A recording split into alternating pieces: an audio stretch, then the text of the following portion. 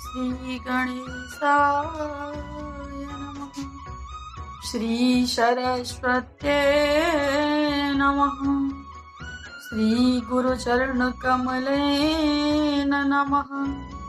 श्री गुरुचरणकमलेभ्यो नमः। श्री गुरुचरणकमलेभ्यो नमः।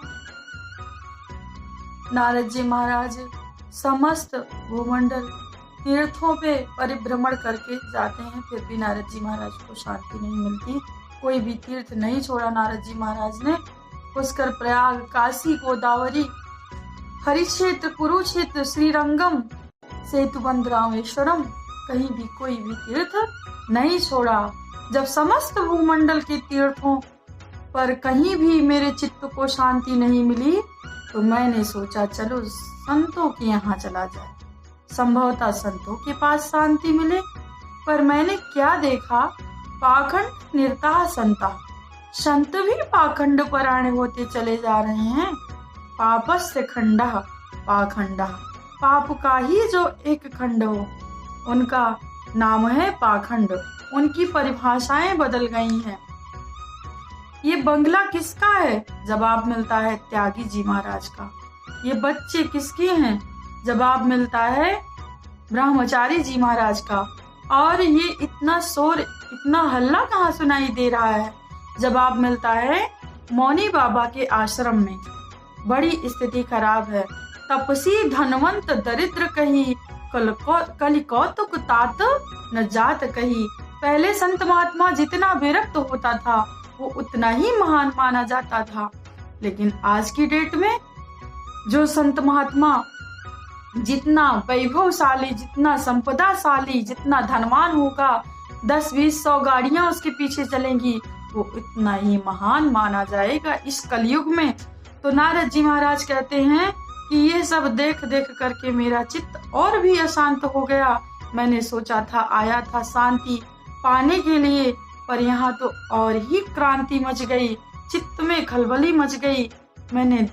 मैंने सोचा छोड़ो, गृहस्थों को देख लेते हैं। पर गृहस्थों के यहाँ भी विडंबना। क्या विडंबना थी महाराज?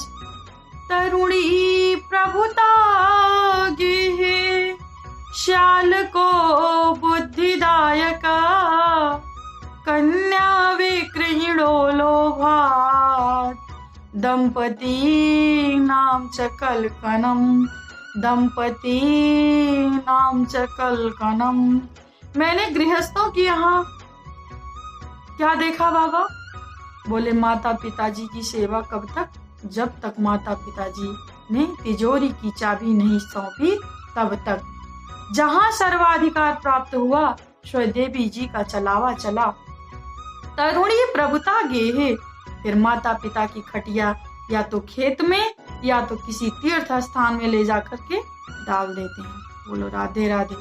और कदाचित माता पिता घर में जबरदस्ती बैठे भी हों तो उनसे किसी भी प्रकार का सलाह नहीं लिया जाता। कोई बड़ा भारी कार्य किया जा रहा हो, वार्ताम पृक्षत को पीनगे, कुछ बातचीत नहीं की जाती। लेकिन घर में कोई बड़ा भारी कार्य परोजन किया जा रहा हो तो किससे परामर्श लिया जाए? तो ससुराल से साले साहब को बुलवाया जाता है। वो जो कहेंगे वही माना जाएगा।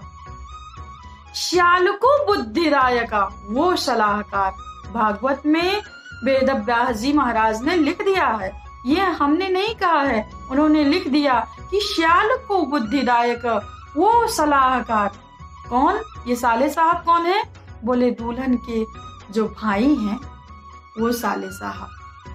उनको बुलवाया जाएगा। हो सकता है साले साहब बुद्धिमान हो तो सलाह लेने में कोई बुराई नहीं, परंतु ना सलाह तो खूब लिया जाए। परंतु ये सब होने के बाद भी दंपति नाम च कलकनम, पति पत्नी में रोज महाभारत होता रहेगा। लोभ इस पराकाष्ठा पर पहुंच गया है कि बेटा बेटियों का भी क्रय विक्रय होने लगा है। संबंध नहीं अपितु सौदे होते हैं। जहाँ सौदा पट जाए वही समधि बन जाता है। समधि किसे कहते हैं? सम माने बराबर, धी माने बुद्धि वाला। तो समधि उसे कहते हैं। लेकिन जब बुद्धि सम नहीं, विचार सम नहीं, भावनाएं सम नहीं, तो फिर ऐसे समधि जब बनेंगे केवल संपत्ति के आधार पर, केवल मांगों के आधार पर जब समधि बन जाते हैं, बाकी विचारधाराएं सम नहीं होती, इसलिए संबंधों में आए दिन कलह मचा ही रहेगा। ये सब देख देख करके मेरा चित्त, नारद जी महाराज कहते हैं, और ही अशांत हो गया। एवं पश्यन कलेर दोषान पर्यटन नवनी महम। इस सारी अवनी पर, इस सारी धरती पर ये सब दोष देख देख करके मेरा चित्त एकदम अशांत हो गया। मैंने सोचा अब कहाँ जाए भैया। तब तुरंत श्री धाम वृंदावन का स्मरण आता है। यामुनम तटमापन्नो यत्र लीला हरेरभूत। यामुनम तटमापन्नो यत्र लीला